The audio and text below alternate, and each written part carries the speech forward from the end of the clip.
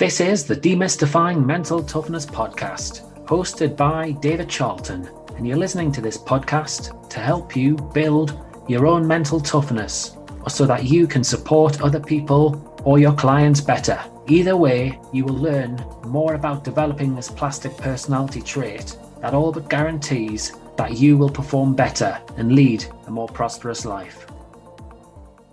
Hi there, how are you? I hope you're nice and calm, nicely organised ahead of the festivities. I can't say I'm feeling like that.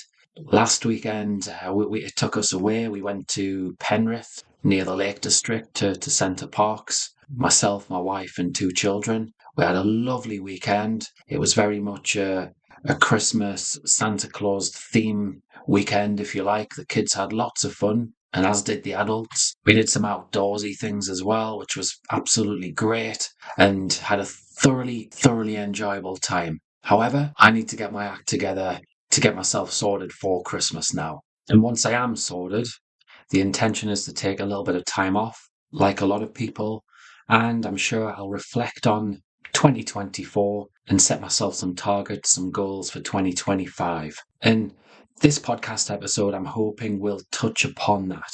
It's the final episode, so part 8, where I've answered this question, what can I expect when working with a sports psychologist?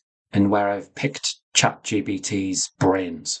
So today I'm going to hone in on 2 points that it brought up. I'm also going to touch on typical clients and challenges that they bring us. I'm going to ask you some damn good questions that you can reflect upon your approach. And I'm really hoping you're going to gain some clarity as you go into 2025. So, ChatGPT's response to my question. It came out with Performance Enhancement. The psychologist will help you identify and overcome mental barriers that may be hindering your performance. We're going to consider, why is it that people get in touch with a sports psychologist? Well, firstly, are they reactive or are they proactive? Well, I find in my private work that around 95% of people will be reactive. They'll be emotional, or they'll be feeling pretty emotional about their situation. They'll have a challenge, they'll have an issue that they want to overcome. Being proactive is less common.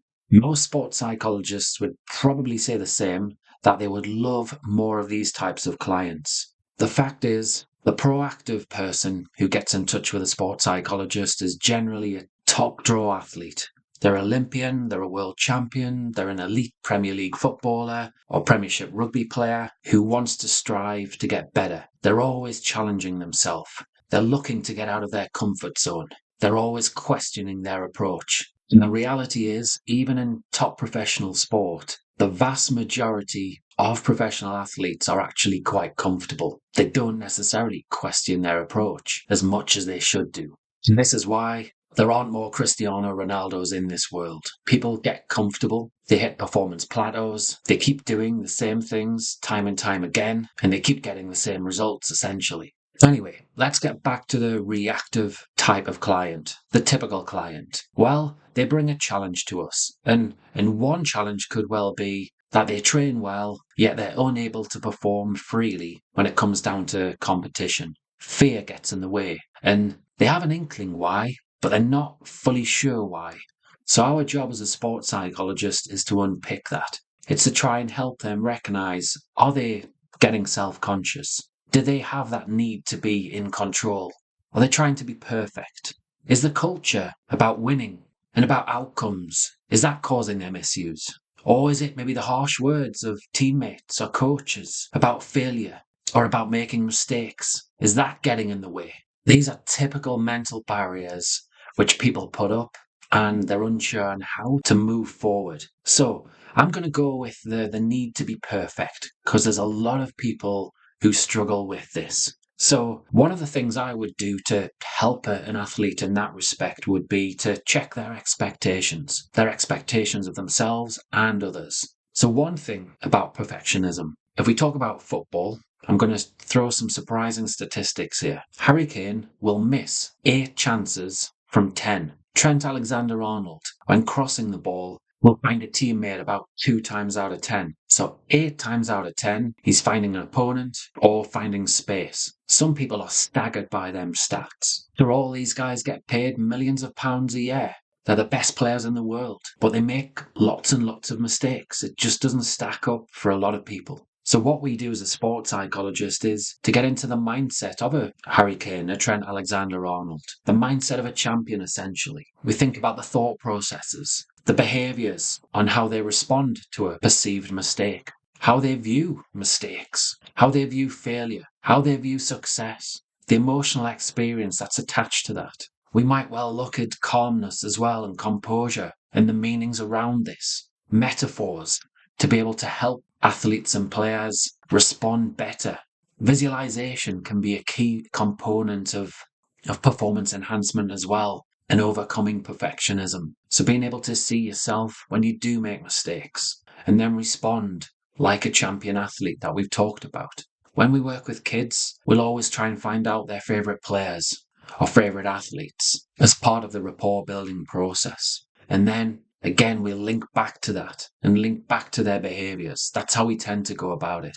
Now, going back to the proactive athlete then, as I say, it's going to be a small percentage of athletes. Essentially, they're taking this marginal gains approach to improvement. If I look at ChatGPT, it throws out another little statement.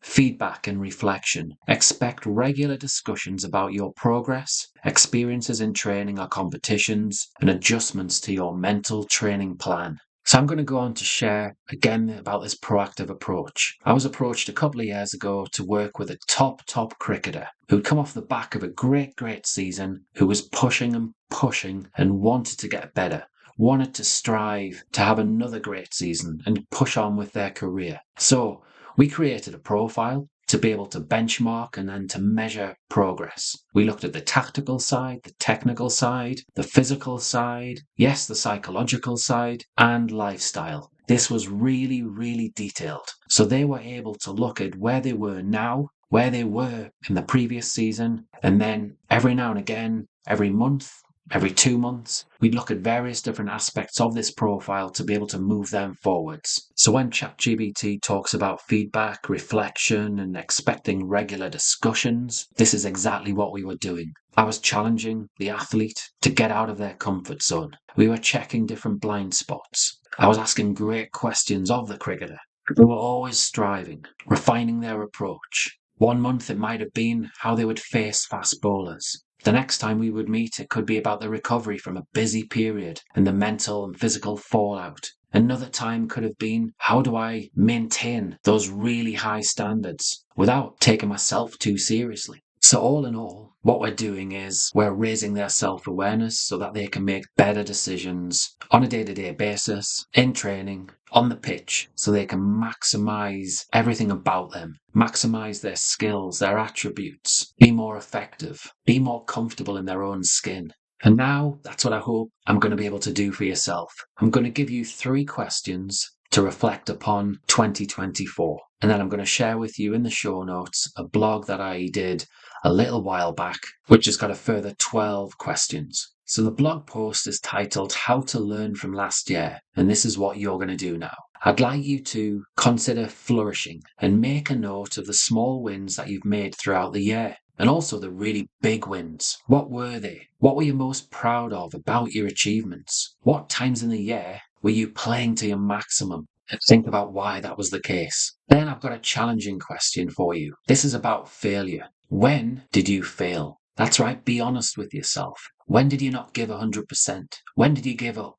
When did you say that you would do something, but you didn't? And again, question why that was the case. There might be a good reason for it, or a mental block there. So the last question is about learning. The most successful people, be that athletes, coaches, entrepreneurs, with mental toughness, well, they're skilled at learning lessons and not repeating them. So I'm going to encourage you to try and be one of them. So what was it that last year taught you about your sport or away from your sport? Answer this question. Or why not have a conversation with somebody about this? Somebody that you really, really trust. And then you can ensure that you work together and they keep you to account so that you don't go on to repeat these mistakes in 2025. As I say, there are 12 more questions in this blog that I've popped in the show notes, how to learn from last year. It touches on areas about when you were feeling great, what you really enjoyed, what regrets you had, things that you could do different, things that you could actually continue to do, things you want more of, things that you must stop, things that you need to start. It considers your emotions and then your vision for 2025. I really would encourage you to read this blog. It's certainly going to help you question your approach. If you'd like some support to actually go through the questions and learn from 2024 to make sure 2025 is a damn good year, please do get in touch. Neither myself or one of my colleagues could actually guide you through this approach in a one-off session. You'd certainly find that process hugely valuable. My email address is info@sport-excellence.co.uk should you wish to look at that offer. That's all from me for now. I'll be taking a little bit of time off to relax and to recharge so I can go on and attack 2025. I hope you manage to too. Enjoy the festivities. If you enjoyed this episode of the Demystifying Mental Toughness podcast with David Charlton, do check out my website, sport-excellence.co.uk, and my online sport psychology resources. The Sport-Excellence website has essential resources for anyone looking to build their own mental toughness or the mental toughness of their athletes or teams, or if you want to achieve peak performance more often or optimal functioning. The Sport Excellence website has everything you need to keep moving forward and thrive. So go on, head over to sport-excellence.co.uk to find out more.